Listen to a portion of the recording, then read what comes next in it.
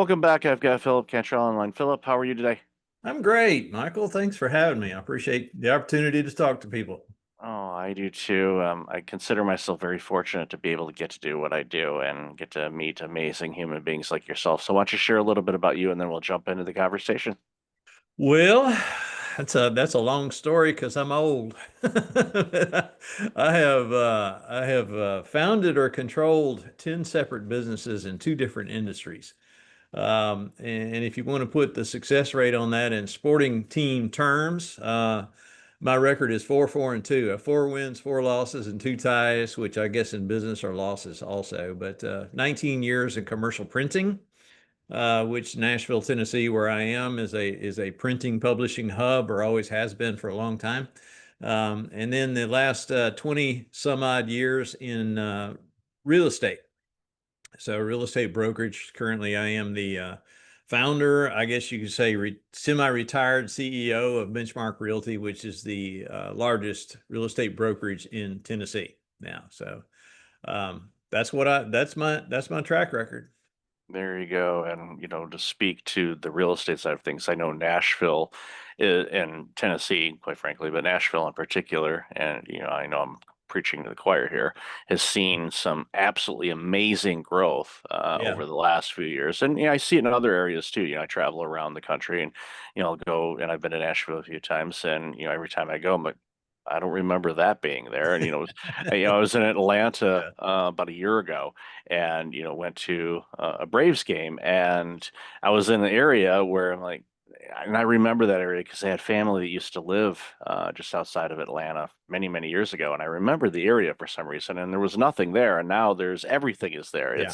But we're seeing that and I'm thrilled for it because the resources not only from just the part of the country where it's at but the people, giving Yeah. opportunities Yeah. for the people that have lived there their entire lives and for people that relocate. It's like Hmm. you get to enjoy this I don't want to call it a hidden secret, but for a lot of people, like, I know Nashville, I've heard of it, but they've never been, and when they go they're like, oh my, it's like I want to be Well, here. yeah. I mean, the historic theme for Nashville, everybody thinks, is we're just a bunch country music, a bunch of huckleberries, and a certain level, we are a bunch of huckleberries. But I grew up here, and I am fourth or fifth generation as far back as we can track, and beyond that, they didn't read and write too well, so we're not real sure.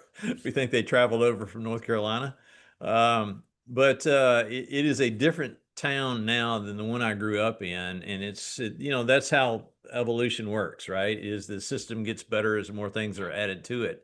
And I think it's done okay. There are some areas they could improve upon, but every place you go, you could say that about, right? So, but for me, it's home and it's comfortable. And I live in Franklin, Tennessee, which is about 15 miles south of Nashville, and we're full up. So don't anybody come to Franklin anymore, okay? Yeah, yeah, the traffic is getting old Yeah. really quick. It's Yeah, like, the infrastructure, they did not keep up with the infrastructure, that's for sure. yeah, most areas I find that have rapid growth, unfortunately, they forget, oh wow, people may actually use a car to get to and from. It's like, Yeah. and we just see it all the time, and Yeah. it boggles my mind. It's like, why can't we make that like step one on any development plan? Well, Yeah. because then they won't develop it because Right. adding new roads and expanding roads can be really problematic because there's things already there. So I get it. Yeah. So, obviously, and you kind of alluded to this a moment ago, and I know it's the subject of your book and a lot of the work that you've done is you said, there's been some things they've done well, and there's been things that they could have done better. And I think that's a important leadership lesson for all of us is we do make mistakes, and there are some that might be construed bigger than others. Hmm. And again, that a lot of that ties into, our emotions attached to the situation where we may think, oh, this is a humongous deal, and other people go, that's not that big of a deal. Don't why are you beating Yeah. yourself up over it. So, and Yeah. I know that's one of the premises of your book and the work that you Yeah. do about failure is not an ultimate failure. Right. It's a misstep, or you went in there and you did something and it didn't work out like you hoped it would. And what do you do with that? And for some people, unfortunately, they let that devastate them where, using a sports analogy, and I mentioned this at a board meeting and when I worked in healthcare years ago, when I had hired a nurse that quite frankly just wasn't a good fit for us, Right. and we had to use an old Jack Welch term, de-hire her, and I remember telling the board about it, and I said, it's like, yeah, I've been very fortunate, since I've been here that I've been able to hire a lot of people, but that were amazing, and this one just wasn't the right fit. But then, one of the board members said, "Yeah, Ted Williams got out, 6 times out of 10, and he's revered as probably one of the best baseball hitters of all time. So you're not going to get them all, Right. but you got Right. to, but you're not going to get any if you're not in the game. So I'd love to hear your thoughts on Yeah, just the process of it." you're exactly right. I mean, number one, you have to success lies in mastering the mundane, being comfortable in with the boring incremental improvements that you make on a daily basis. Because over time, and I've lived long enough now to realize this fully. Over time, you look back and say, I really didn't realize that was much of a tweak when I was doing it. But now that I see the long-term results and the compounding effect of the incremental improvements as you go along, that's where true growth and where true success lies. And failure is something that happens to all of us. We're humans, right? Every year the grass fails because it gets cold outside, right? So, failure is one of those things that is going to happen. You might as well embrace that it's going to happen. The trick is how you react to it. You can let it debilitate you, or you can learn from it, and that is 100% a choice in your head. And that's something I have learned over and over again. When it strikes, and it will strike, it's how you react to it that where the success lies.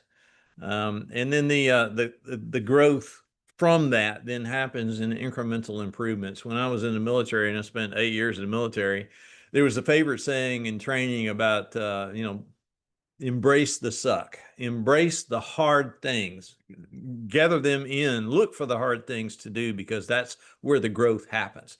Nothing happens when everything is peaceful. Nothing happens when everything is calm. You may feel great about the world at the moment, but you're not growing. You're not growing. Penicillin, for example, was invented during times of crisis. Huge medical improvements are made during wartime. Incrementally more medical improvements are made during wartime than they are during peacetime. Yes, that's a crisis, and it stinks that we have to have crises like that often to grow, but it is a fact of life. You've got to embrace that. You got to look for it. Something I have lived by a long time. Yeah, I tell people don't spend too much time at Comfort Avenue. You won't grow. That's And it. oh, you might, but it'd be your Yeah. waistline, and you don't Yeah. necessarily want that because you need to generate revenue because you have to buy slacks or clothes that are a little bit larger in size because you haven't been active, you haven't been doing Right. things. You have to Yeah. get in the ring. Are you going to get beat up?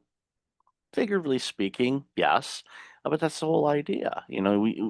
All the analogies. It's like Yeah. a diamond was a rock before, Well, I don't know and if you've ever read Teddy Roosevelt's speech about the man in the arena. That's one that I have on my wall, and it is absolutely true. It's not the person that makes observations from the sideline that wins. It's the man in the arena, the one who's actually slugging it out, the gladiator who is fighting it every day that actually wins and excels and becomes a stronger person for it. So you're 100% right. it reminds me of something I actually saw yesterday outside of my condo complex. There was a vehicle that was parked outside, and they looks like they had just recently launched, a cleaning business, and they used different colors of electrician's tape to basically write down the name of their cleaning company and the phone number on their back window. Yeah. Now, I know some people looked at it, and I heard a couple people snickering at it. And my first reaction to seeing that, again, being an entrepreneur myself and launch businesses and doing Yeah. everything, is I wanted to go up to those people, but I didn't because I thought, well, let's not. And this world's already combustible. Let's not add any additional dynamite to the mix. Especially in your area. Yeah, Yeah. so for me, I'm like, let's not do that. But I wanted to go up to that person and say, I ask them, why are you laughing at this? Well, look how silly that is. And I'm like, yeah, it's like, well, tell me about your business that you launched. And I Bingo. 99.9% of the time, my hunch is they don't have a business. They've never Right. launched one. Right. They work for somebody. Nothing wrong with that. But Right. if you're going to poke fun at somebody that's trying to launch something on their own instead of encouraging them, then that's one of those things where I ask people maybe take a look in the mirror. It's the same thing, and I'll use LinkedIn as an example. I have a interesting relationship with that platform, to say the least. But we see it all the time. Someone says, "Yeah, I'm starting. My new role is vice president of da da da da da with this company," and there's all the generic thumbs up and comments. Congratulations, you're going to crush it. You see somebody say, I just launched my business and it'll get 2 likes," and Yeah. I this country was built on entrepreneurs. Yeah. And Yeah, you're and absolutely right. But we're taught from the time we're this big to stand in line and stay in line and keep our mouth shut. I mean, the entire education system in this country preaches that and teaches that uniformity or conformity is where rewards lie. And I would contend that actually getting outside the comfort zone, getting outside your box is where the rewards truly are. You'll receive accolades from those who are also in the comfort zone as long as you stay in the comfort zone. But the moment you step outside of that comfort zone, and actually, it's kind of interesting. I use this analogy in the book about chickens. And of course, I'm from Tennessee. Okay, so everybody here has chickens. Not really, but anyway, that's what people think. If you've ever been around a flock of chickens, they are they're amazing critters, and they're not really animals; they're critters, okay, because they're also food. But if one of them gets a flaw, gets an injury, then the others will literally turn on it and peck him to death. They will kill that chicken simply because he or she is different than the rest of the flock. Humans are exactly the same way. As soon as somebody steps outside the designed box of where others' opinions say you should stay, you become a target for others. And then you get what I call the attack of the naysayers. That will happen every time you do something different. It's amazing. It really is amazing to watch. You can do something different. We can launch a new program in our business. You can launch a new program in your business within moments. Here it comes, set your clock. Here it comes. Dot, dot, dot. Boom, there's the first attack. Boom, there's another attack. And I like that, equate that to success because when an attack happens, that's when you know that you got their attention. And when the attacks increase, that's when you know you got them on the ropes. Say that you're under my skin without telling you that you're under my skin. It's the attack of the naysayers that happens every time. And just know that it's going to happen. Just embrace it, know it's going to happen. And as soon as it happens, use it as an incremental accolade for, hey, I'm getting to them now. And that's where the success lies. Just keep pressing and keep pressing and keep pressing. Fundamentally about all success, about all business enterprises, it has to do with who are you serving? If you are not serving others in whatever you're doing, then you are wasting your time. People spend their entire life chasing money when they should be chasing service to others and understanding that money is nothing but the scoreboard of the quantity of measure of your service to other people. If you want more money, focus on more service. Earl Nightingale said it, and I'm sure you know who Earl Nightingale is. A lot of people don't. And like, okay, well, Napoleon Hill, right? Okay, so Earl Nightingale was a disciple of Napoleon Hill, and he kind of took his proponents and pushed them out further. But you can have everything you want if you help enough other people get what they want. That was a famous Earl Nightingale phrase and theme of a lot of the training programs that he put in place. And it is absolutely true because it's so fundamental to the core of who we are as human beings. And just folks don't understand that because they've never been taught that. They've never seen that exhibited for them. They've never seen it modeled. And they just kind of doing the best they can with what they have, which is awesome. I get that. But at some point in time, we have to reach outside the little world in which we live, knowing we're going to get smacked by the naysayers, reach outside the little world where we live and strive to do better. Otherwise, what happens? Society doesn't improve. And that's the number one problem we have today. It's all about mental mindset. All right, I could go to preaching real fast on this stuff. No, you're preaching to the choir. Yeah. It's all good. Yeah, it's all about service, and I love how you've quoted Nightingale and all the work that he did. Starting off in just a little Chicago studio, and getting on the radio and doing some things, and it's in quoting the late Jim Rohn too. The stuff that Nightingale and Napoleon Hill and Rohn and Proctor and Brian Tracy, all those guys, it's really easy to do. But unfortunately, it's also easy not to do. And I think a lot of people just choose I don't want to make a stink. I don't want to It's get, hard. yeah, It's oh, it hard. is. It's Yeah. hard to stick your head up above it Yeah. because you're afraid you're going to get shot. And guess It's what? physically hard, number one, and you know it's going to be emotionally hard because you're going to get attacked because you suddenly became different from the crowd.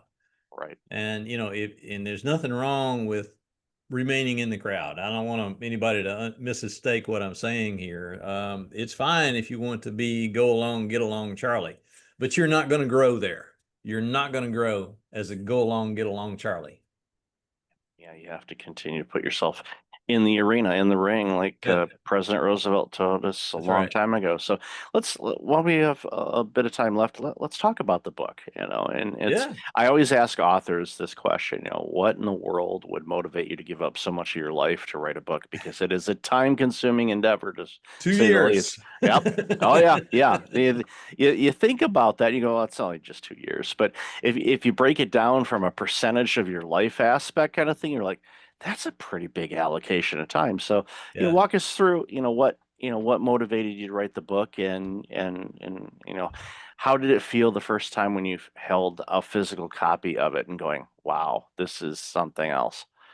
Well, it's something that I had contemplated for a very long time. I actually began the process in my head in 2018. And I wrote probably the introduction and the first couple of chapters, and then life and family and businesses got in the way, so I set it aside. And then finally, I was talking every conversation I would have with somebody talking about my story of where I've done what I've done in business and what I haven't done in business would end up with, man, you need to write a book. So finally, I officially engaged a publisher and an editor, and confessionally, I hired a ghostwriter who would interview me and then transcribe that, and then I would edit that. So it's a joint team effort, number one. So understanding that, but so what's the motivation behind it? The motivation behind it is that look at my gray hair. Okay, I'm not going to be here all that much longer. I've got a lot more days behind me than I have in front of me. So there's a legacy aspect, and the legacy aspect for me is not driven by ego. Michael, I love you, but whether or not you like me is not going to affect my happiness. Okay. It's that's how my brain works. What I am concerned about is that if somebody like me who has 40 plus years of business experience goes away, then all of that experience and all of that knowledge goes with me wherever I go, right? And so, what have I done for society then? What have I done? I could build a monument over here at a university. I could have a nice legacy financially that I hand down to my kids. But what have I really done to help society as a whole? And I think that we at this level have an obligation to share our knowledge with generations that come behind us so that they can then build on that foundation and be better, stronger, faster than we were because we had to go figure all that stuff out. So that's the mission behind it, is essentially to share the base of knowledge to create a foundation for future generations that they could build their businesses upon and not encounter the same hits that I did, the same scar tissue that I have because that I had to go create because my grandparents didn't read or my great grandparents didn't read or write. My grandparents barely read and write. I think my grandmother graduated from maybe the sixth grade. My father was a 10th grade dropout. My brother and I are the first two in our entire lineage to graduate from college. He's the PhD in geology, and I'm the business guy. All that is to say that I think we could have achieved what we achieved 2 generations ago if somebody had written this stuff down. So essentially, that's it. That's the mission. That's the goal. But you're right. It's a 2-year journey when you embark on something like this. And financial investment, I will never make money on this book. I don't care. I don't care how many people buy the book. I'll never make enough money to what I have invested in time and energy and literally money. So but we're trying to help others. And a lot of folks who have built a successful business and sold a successful business, the tendency is to just take the money and go to the farm. And that is a strong pull. I'm not going to lie to you. But I think that we have a moral obligation to help those that come behind us. And I think, the generation that I am finding is most receptive to what I say is the millennials. Gen X hasn't figured out what they don't know yet. The millennials are suddenly hitting their 40s and realizing, crap, nobody's teaching me this stuff. I need some help. And man, they are reaching out to me like crazy. And it's awesome to sit here to a 40-year-old and say, I was right in your shoes. I know exactly what you've been through. Here's what I did. Hope it helps you. That's just it's an out of body experience for me, literally. It's a gift to be able to do that, to help Absolutely. people. Absolutely. And sometimes, when people ask me my opinion of something, I will give them, okay, here's how I Yeah. see this Yep. based on my experience. And for me, uh, it's I'm just responding to their inquiry, and I Hmm. don't put much into it. But time and time again, they say, when you told me this, that really helped me get through that, and I really appreciate that. Heard And that a lot. Yeah. and it's one of those things where you sit back in your chair and you go, okay, this feeling I'm feeling right now of Mhm. just complete appreciation and love, quite frankly, Yeah. from that person that I helped them, the ripple effect of that is immeasurable. And I'm like, Yeah. okay, how do I do that more? Yeah. And Yeah. a lot of it has to do with just being present, taking Yeah. care of yourself, both mentally, physically, spiritually, every way possible. Hmm. So when those opportunities come up, and they happen all the time, when they Hmm. come up, you're fully present to be able to share things that come up, They happen and all the time if we are alert to see them. right. And that is key. A lot of people get so involved in their own little microcosm, in their own little world. They're walking with their eyes on their feet instead of their eyes on the horizon. And you have to Mhm. walk with your eyes on the horizon because it's like, well, you're walking through life and you need to create this ripple effect all around you to help other people. And frankly, Michael, I think that's why God put us on this earth. He didn't put us here to be selfish. He put us here to help and to love others. And that's a big part of the motivation behind this book. Yeah, that's really important. I highly encourage everyone pick up a copy. So, love this conversation, Philip. Where can people find out more about you, the book, and everything else you're doing? Well, probably the easiest place to go is my website, and that's philipcantrell.com. The book is available in all formats on Amazon, but you can also go through my website to get there, and you'll learn a little bit of my story on the website. I'll So definitely make sure to have all that in the show notes. So, Philip, enjoyed this conversation. Thank you for being you. The world needs more people like you. So, loved our chat today. Thank you again for being on the show. thank you, Michael. Appreciate being here.